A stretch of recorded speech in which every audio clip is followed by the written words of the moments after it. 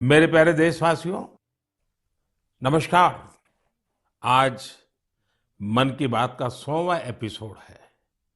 मुझे आप सबकी हजारों चिट्ठियां मिली हैं, लाखों संदेश मिले हैं और मैंने कोशिश की है कि ज्यादा से ज्यादा चिट्ठियों को पढ़ पाऊं, देख पाऊं, संदेशों को जरा समझने की कोशिश करूं। आपके पत्र पढ़ते हुए कई बार मैं भावुक हुआ, भावनाओं से भर गया, भावनाओं में बह गया और खुद को फिर संभाल भी लिया। आपने मुझे मन की बात के 100वें एपिसोड पर बधाई दी है, लेकिन मैं सच्चे दिल से कहता हूं, दरअसल बधाई के पात्र तो आप सभी मन की बात के श्रोता है, हमारे देशवासी हैं। मन की बात कोटि कोटि भारतीयों के मन की बात है, उनकी भावनाओं का प्रकटीकरण है। साथियों, 3 अक्टूबर 2014 विजयादशमी का वो पर्व था और हम सब ने मिलकर विजयादशमी के दिन मन की बात की यात्रा शुरू की थी। विजयादशमी यानी बुराई पर अच्छाई की जीत का पर्व। मन की बात भी देशवासियों की अच्छाइयों का, सकारात्मकता का एक अनोखा पर्व बन गया है। एक ऐसा पर्व जो हर महीने आता है, जिसका इंतजार हम सभी को होता है।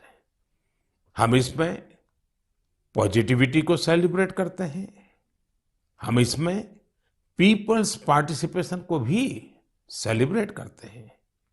कई बार यकीन नहीं होता कि मन की बात को इतने महीने और इतने साल गुजर गए। हर एपिसोड अपने आप में खास रहा। हर बार नए उदाहरणों की नवीनता, हर बार देशवासियों की नई सफलताओं का विस्तार।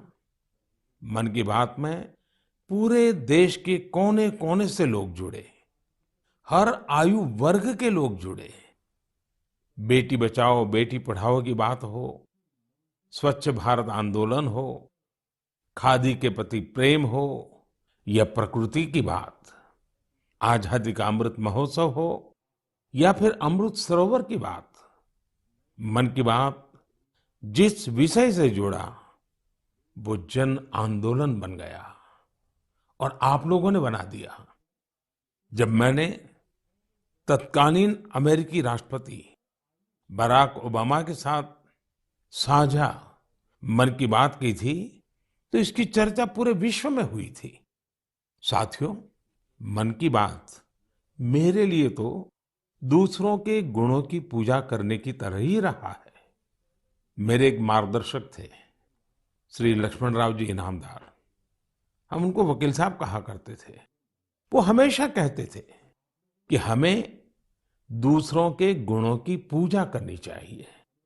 सामने कोई भी हो, आपके साथ का हो, आपका विरोधी हो, हमें उसके अच्छे गुणों को जानने का, उनसे सीखने का प्रयास करना चाहिए। उनकी इस बात ने मुझे हमेशा प्रेरणा दी है। मन की बात दूसरों के गुणों से सीखने का बहुत बड़ा माध्यम बन गई है। मेरे प्यारे देशवासियों, इस कार्यक्रम ने मुझे कभी भी आपसे दूर नहीं होने दिया। मुझे याद है, जब मैं गुजरात का मुख्यमंत्री था, तो वहां सामान्य जन से मिलना जुलना स्वाभाविक रूप से हो ही जाता था। मुख्यमंत्री का कामकाज और कार्यकाल ऐसा ही होता है, मिलने जुलने के अवसर बहुत मिलते रहते हैं। लेकिन 2014 में दिल्ली आने के बाद मैंने पाया कि यहाँ का जीवन तो बहुत ही अलग है। काम का स्वरूप अलग, दायित्व अलग, स्थितियां परिस्थितियों के बंधन, सुरक्षा का तामझाम, समय की सीमा। शुरुआती दिनों में कुछ अलग महसूस करता था, खाली खाली सा महसूस करता था। पचासों साल पहले मैंने अपना घर इसलिए नहीं छोड़ा था कि एक दिन अपने ही देश के लोगों से संपर्क ही मुश्किल हो जाएगा। जो देशवासी मेरा सब कुछ है, मैं उनसे ही कट करके जी नहीं सकता था। मन की बात ने मुझे इस चुनौती का समाधान दिया, सामान्य मानवी से जुड़ने का रास्ता दिया। पदभार और प्रोटोकॉल व्यवस्था तक ही सीमित रहा और जनभाव कोटि कोटि जनों के साथ मेरे भाव विश्व का अटूट अंग बन गया। हर महीने मैं देश के लोगों के हजारों संदेशों को पढ़ता हूँ। हर महीने में देशवासियों के एक से एक अद्भुत स्वरूप के दर्शन करता हूँ। मैं देशवासियों के तप त्याग की पराकाष्ठा को देखता हूँ, महसूस करता हूँ। मुझे लगता ही नहीं है कि मैं आपसे थोड़ा भी दूर हूँ। मेरे लिए मन की बात ये एक कार्यक्रम नहीं है।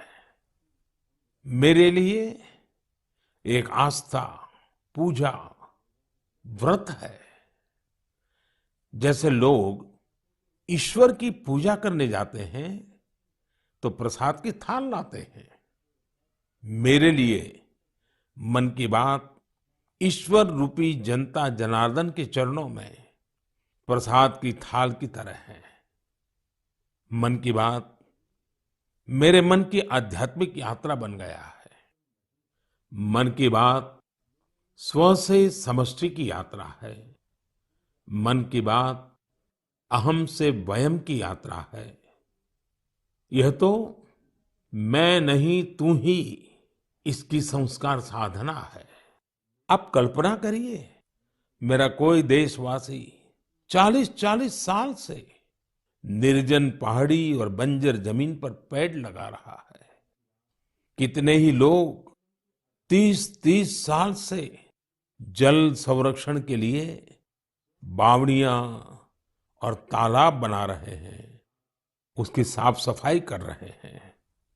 कोई 25-30 साल से निर्धन बच्चों को पढ़ा रहा है, कोई गरीबों की इलाज में मदद कर रहा है। कितनी ही बार मन की बात में इनका जिक्र करते हुए मैं भावुक हो गया हूं। आकाशवाणी के साथियों को कितनी ही बार इसे फिर से रिकॉर्ड करना पड़ा है। आज पिछला कितना ही कुछ आंखों के सामने आए जा रहा है। देशवासियों के इन प्रयासों ने मुझे लगातार खुद को खपाने की प्रेरणा दी।